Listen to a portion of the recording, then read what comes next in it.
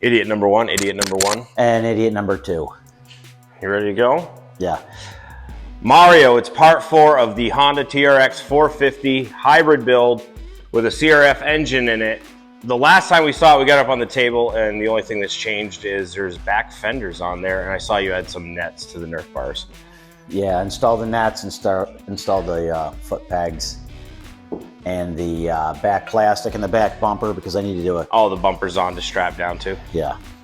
And I see that you've got a couple jigs set up. Explain how this works. I like that. You even cut in TRX. Yeah. Aren't you fancy? So, get it up on the table.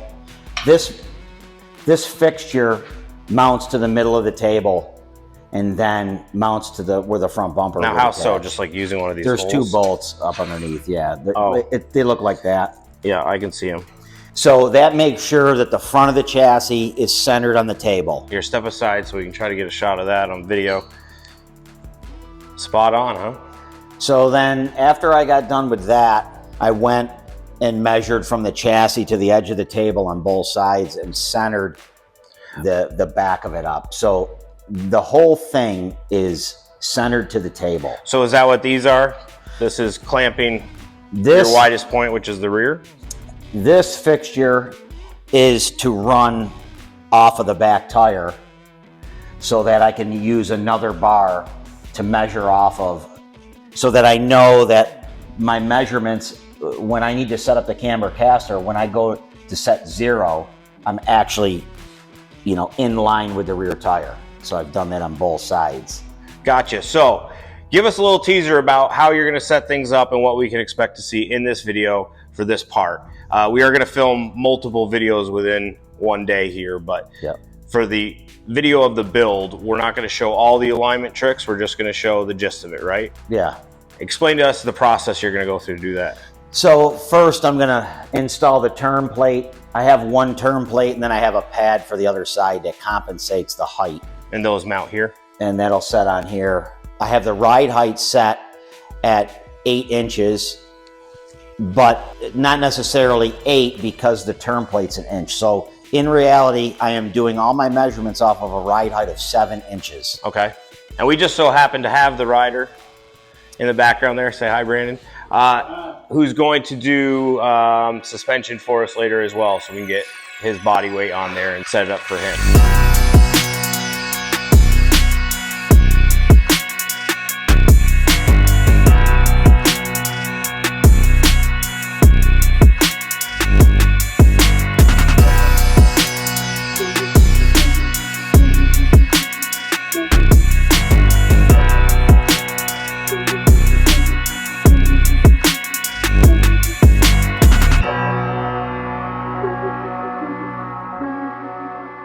So we're going to start off with this left-hand side. I'm just going to set this turn plate up. Yeah, how are you going to do this by yourself, bud? Well, Brandon, you want to help? I took the air out of the shock. Oh, there you go. It didn't move that difficult the other night when I was doing it. Just need to be cycled. So, first thing. Look at this apparatus. Yeah, so eventually I'd like to get 2 turn plates, but they're pricey, so you do it one at a time. I use one at a time, yeah. But I mean, your jig ensures that nothing's moving. That's the whole point. Yeah, definitely. So this is because this is a problem with turn plates, is that they won't hold the tire. They're designed for a car where the weight is going to hold it down. So what I'm doing here is, first off, I have to get the turn plate locked into the fixture of the table, and then I can set the width up correctly. So these plates are essentially for race cars. I see the name right on there, huh? Yeah, there's a few different ways that this can be done, but this is the way I've been doing it. Okay, so we have that. Let me put the block on the other side. This will just allow everything to move. We're not necessarily worried about that at the time being. Well, oh, he's got it on his own. all right, so I have to get my digital camber caster gauge setup. This attaches to the center of the spindle. We have our digital camber caster gauge set onto the spindle. Let me see the face of that so the viewer can see what we're talking about and looking at. 2.3. That's just a neutral setting for right now. What are you looking for eventually? Well, that's the camber setting currently, which it's tipping out 2.5 or 2.3 degrees. We want, you know, anywhere between and degree tipped in, but I like to try to keep right around and then vice versa. So if you have 3 degrees of caster, then we switch attack speed, but eternally easy, and vice versa. If you have 15 degrees of caster, then we try to line. So 45 degrees and total set at 0, or just a little bit toe in. There you go. And if you guys actually want to hear the full version of what he just said, you have to stay tuned for the next video on alignment. We're only going to show them part of that, Mario.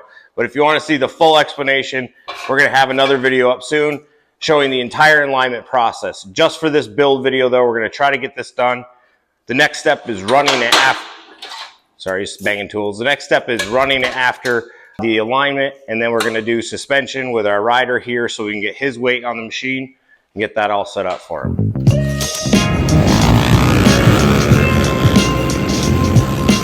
When we were in high school, my brother and I, we started racing bikes, and we really liked dirt it. bikes. So, yep, dirt bikes. So we really liked it, and then we both raced KTMs, and we got into that scene and did that for a few years. And then after that, I left for the Army. He went off to work, and next thing you know, I back into it, both 4-wheelers instead this time. All right, well, what do you call the 4-wheelers? Is it a bike or a quad? Quad. It's a quad. You're that guy. I like it. Yep. I like it. So why the motocross scene, though? Why the sport of motocross? There's a lot of risk in that sport. So there's a lot of risk, but I feel like it's a good environment. I spend my time meeting people and talking. And it's got a great environment for that, yeah, the family environment. I love it. Definitely a family environment for sure. So, all right, well, the viewer wants to know why the 05 with an 18 engine. So the 05, it was kind of one of those things where I asked around at the local tracks and I wanted to get into 4-wheeler racing. So I did my research before. I went to a bunch of practices, talked to a bunch of guys I seen racing quads, and I ended up getting recommended to start out with an 05. He said, go out, get yourself an 05 TRX 450R, start on that, and then build from there. Brought it out, made it about 4 laps, locked the crank up, and said, I'm doing a hybrid swap. I'm getting something better.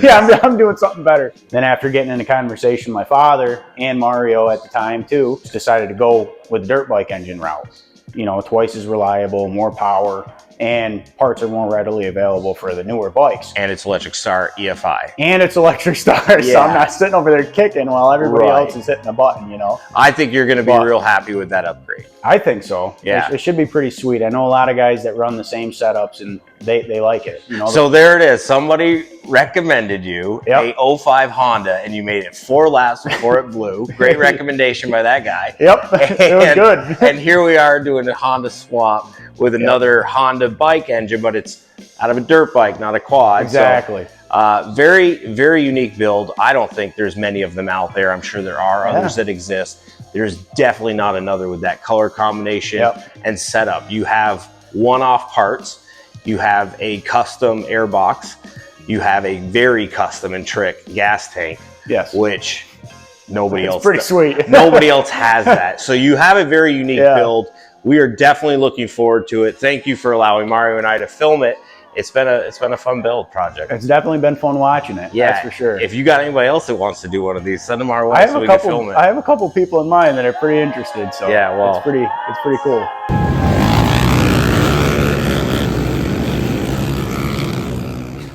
All right, so this is where this all comes into play.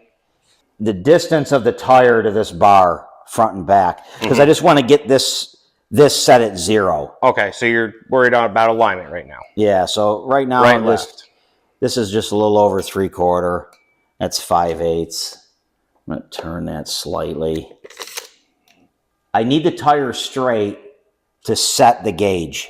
Okay. I set the table to 0. And that way, when I am reading my camber measurement or my caster measurement is based off of, I know my sweep, because I need to go 15 degrees in either direction. So I know that I'm starting at 0 to move 15 degrees and then Normally, the procedure I go is caster, camber, and toe is the last thing. But this camber is so far out, I want to get it roughly close, and then we'll go to caster and then jump back and forth. And you're kind of doing both at the same time. All the adjustments done in the upper A-arm. Usually, you're doing all your adjustment on the two heims, but in this case, this has adjustment. And this was when it came off the vehicle, it was really close. I'm going to use this. And oh, you hit it right on the money. Look at that. but we're not done yet.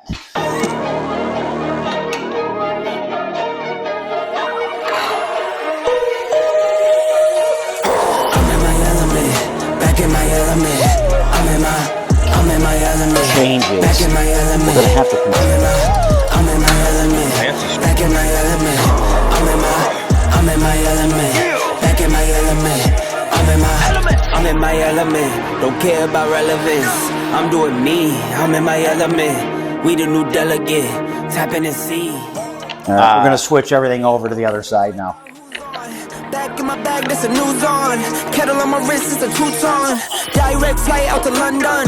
Then my slide out to Lisbon. Well, I was active duty for 11 years, and I decided to get out, while I could still walk. So when I was looking at the colors and everything like that and going through powder coat and everything, I wanted something unique. I didn't want something that was neon colors, and very flamboyant and everything. So I kind of went with traditional colors, OD green and Can-Am tan. Actually, this is the closest thing I could find. Yeah, I gotta put. I don't even know. Do we show both sides? It's the same thing. I don't want to be redundant in the video. Well, you don't have to, but I got to do it. I understand that. No, don't do it. Let him go out there one wheel thing. I get it. You don't have to. I mean, you can kind of put it as you will in the video, and then then make the full video after the. So what I want to do is I don't want to include all the wealth of knowledge you gave, those numbers and the way to do it right. I want that to be in its entirety in a video. That's fine. Yeah, you probably should put a nut on there. I don't want to tell you how to do your job. All right, so he's just retightening this front A-arm, but I wanted to show you guys the Nerf bars real quick, made by, say, Wrath. They're just powder coated to match the frame and these nice black nets to set everything off. But these foot pegs, Brandon, you said they're monster? Monster pegs. Monster pegs, and I'd say the frick so, holy crap. Monster pegs, Wrath Racing Nerf bars. Nice looking combo.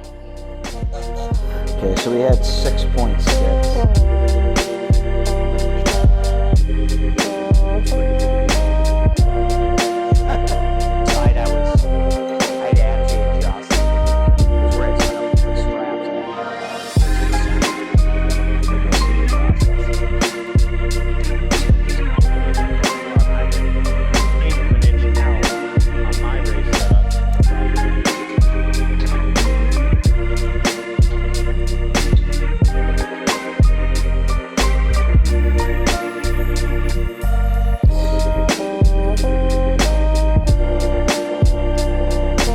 Starting off there, but if we were to actually track it. So you lock down the tie rods, and that was the final step for alignment. Yes.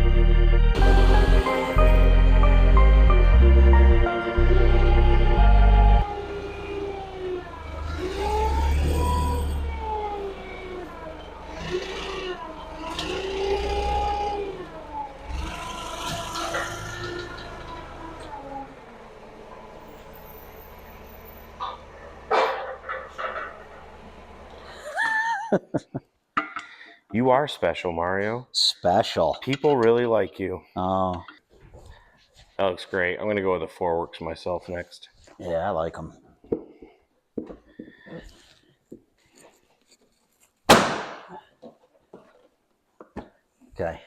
we're going to have Brandon sit on the seat, and we're going to go through how we do this. So once you hop up on there, so I need you to do the steering left to right all the way, like lock to lock. Okay. All right, back to center. Hop up and down a couple times on it. Okay. And then sit. So we're checking under the foot peg, and then we're coming up approximately 14 or so inches, and we're checking that again. The front's not awful, so we need to bring the back up a little bit. So I'm going to have you hop off.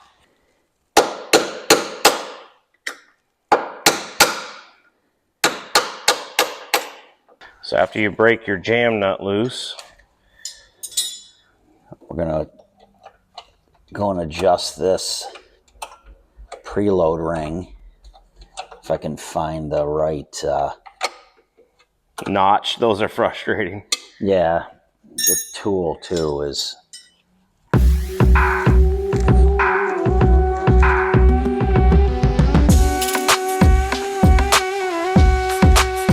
So a couple turns going downward with that adjustment ring is going to give you more ground clearance. Yeah. Elevating the ATV off the ground. Same thing, left and right. The cardboard helps let the front end scrub out. That's why we're doing that. Okay, hop off. I'll grab a jack stand. Boy, it moved quite a bit when you got off the whole thing. No, but it means that we're getting close to the right setup for you, because you want, you know, a certain amount of rider sag under you. I can't remember yesterday, let alone 20 years ago.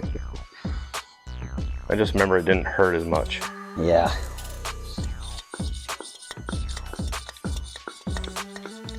You want to explain why you put it up in the air, just so the viewer knows? Yeah, in this particular shock, you want to make any adjustments with the shock fully extended.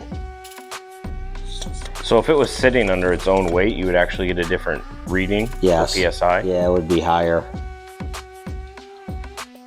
It's very important you set these the correct way, which the best thing to do there is check out our video with how we rebuilt them and set them, and I go through the explanation of setting air pressure.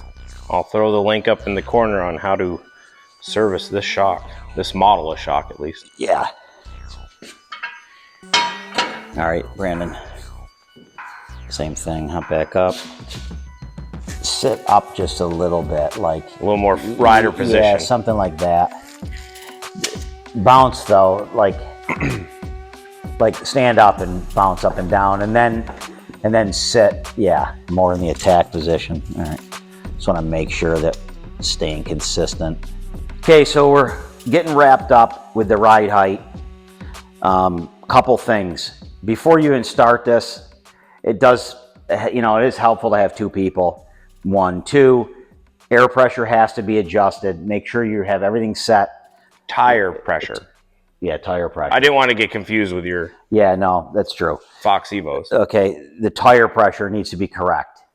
And then in this particular case, we first started off with 45 PSI in the main chamber. Our ride height was low in the front. We bumped it up to 50, and now everything is good. One of the final touches, and you went with some Honda red. I like that. Like you said, we have to have a little. You got to have a little Honda red, and considering the red spring on the stock shock might end up as something different eventually, you got to keep some red on there. Right.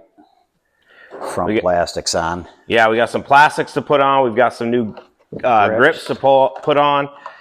Brandon, why don't you go ahead and open up those grips? We'll look for the right size Allen key to get those on. ODI, if you're watching, send us some free grips for the next video. There you go.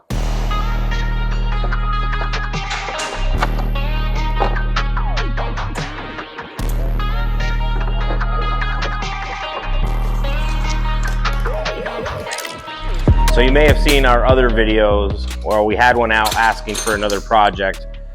Brandon said he may know a few people, but if any viewers are interested in doing a hybrid build, we are looking to film our next project and work with somebody on their hybrid. So reach out It doesn't even have to be a Honda. It can be another type of hybrid like Devin Jensen did with a Yamaha. He put the Yamaha dirt bike engine in his race ATV. Whatever you're thinking about doing, let us know. I shouldn't say whatever you're thinking about doing. Mario only wants to work with certain type of builds. We had one inquiry about a Polaris with another Polaris engine in the frame. We're not really interested in that kind of stuff. Mostly race applications.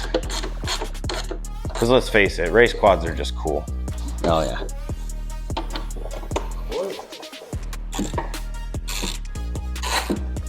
Did you already get the outside one? Yeah. What do they call that? I'll film it. Polish arm wrestling. Rochambeau yourself. Yeah. Jeez.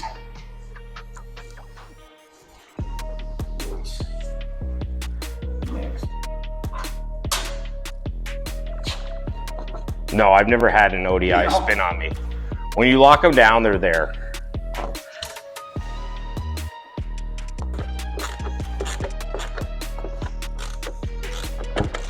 Almost there, boys. A hood and some graphics, but we're not gonna see the graphics, right? You're gonna do those on your own, Brandon? Yep.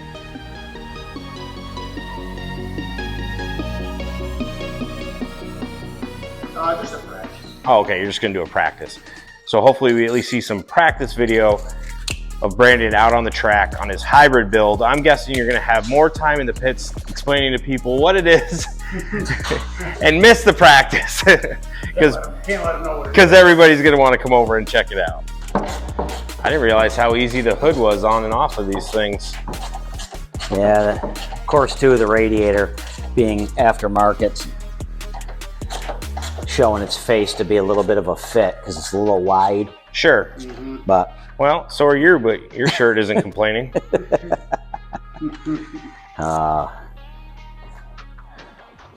Last piece to go on.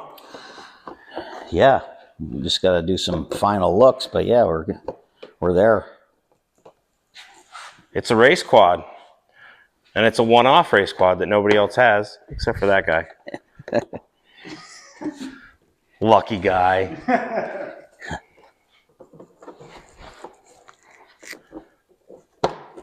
The last dart. Plastics are on. Everything's adjusted and set. Even has a new pair of grips on there. That's a good looking quad.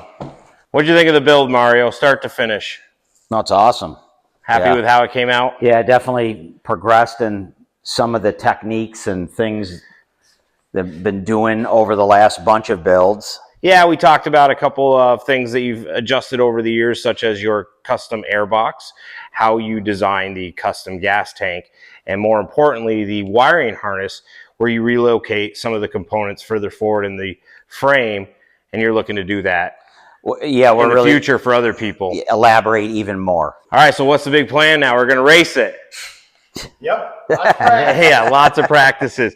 So Brandon, our owner / rider of this beautiful machine, he's going to get a chance to go out a couple times this fall. We're here now in the fall of 2024. So his main season is going to be next year, 2025. He'll be on the track full time or just whenever you can? Yep. Pretty much every weekend. Awesome. Every weekend I can. Well, Mario, you want to sign off for this one? This was a 4-part build. Yeah, appreciate everybody watching, and look out for more builds like this and other things to come in the near future. Yeah, and if you are interested, please reach out to us about proper setup. If you guys are in the New York area, the upstate New York area, nobody gives a crap about those idiots down there in the lower part. But upstate New York, if you're in the area, let's hit up Mario for some help.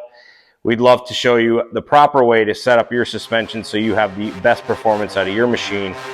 We appreciate you guys watching. This was a fun one to build. We'll see you on the next series. See you on the next one.